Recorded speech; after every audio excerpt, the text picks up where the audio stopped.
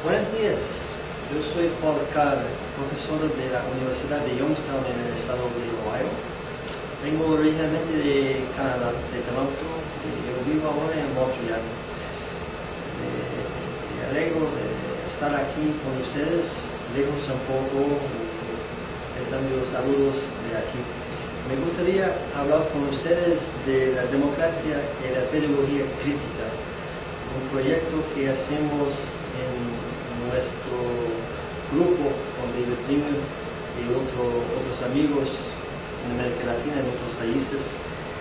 Y yo me gustaría presentarles un contexto para entender o para almorzar una discusión sobre la democracia y la pedagogía crítica.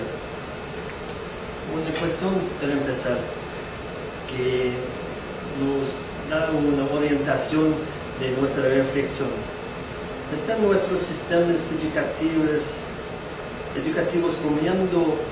apoyando y cultivando una experiencia democrática para los estudiantes? Y es eso que nos interesa.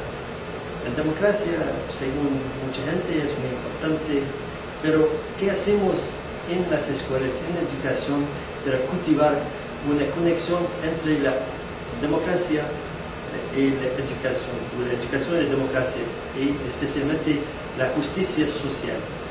Entonces, el debate sobre la democracia y la educación podría caracterizarse en términos de una democracia representativa versus una democracia participativa, siendo que la primera enfatiza los procesos electorales. Entonces podemos hablar de una democracia delgada, la obsesión de las elecciones, mientras que la segunda se enfoca en la participación crítica y la justicia social, un poco una democracia más amplia, gruesa. Entonces me gustaría presentar en 30 minutos más o menos algunos temas que tratan de definir y añadir a la discusión sobre la democracia. Primero me gustaría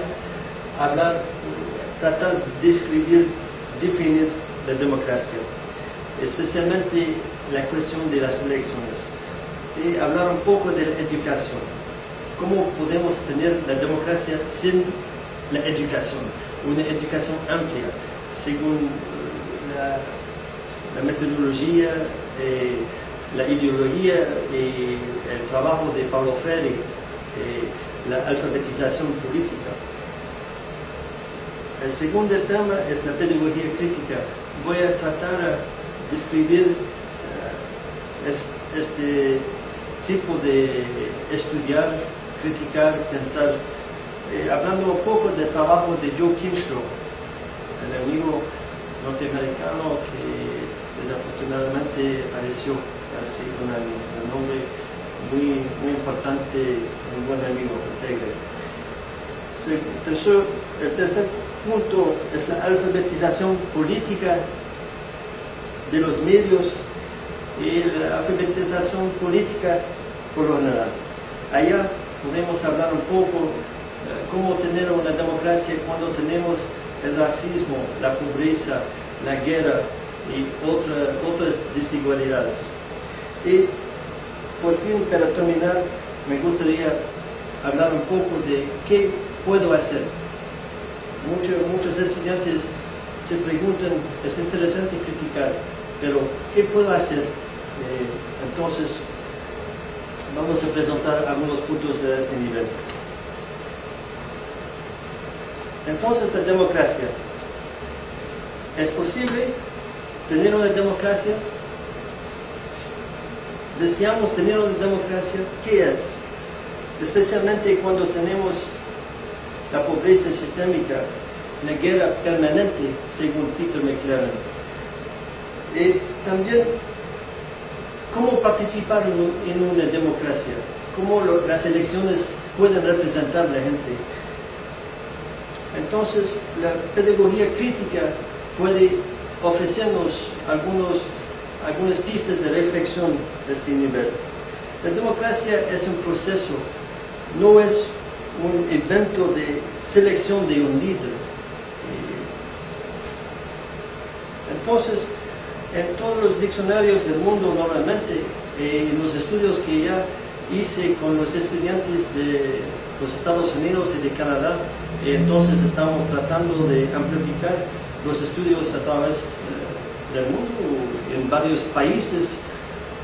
Nos interesa hacer la conexión entre la educación y la democracia, pero la democracia, según el diccionario American Heritage y en otros, habla más o menos de una definición normativa, un tipo de gobierno dirigido por el pueblo, el cual es ejercitado directamente o indirectamente, es decir, por representantes electos. Entonces es una unidad política, y también hablamos de un gobierno de la mayoría.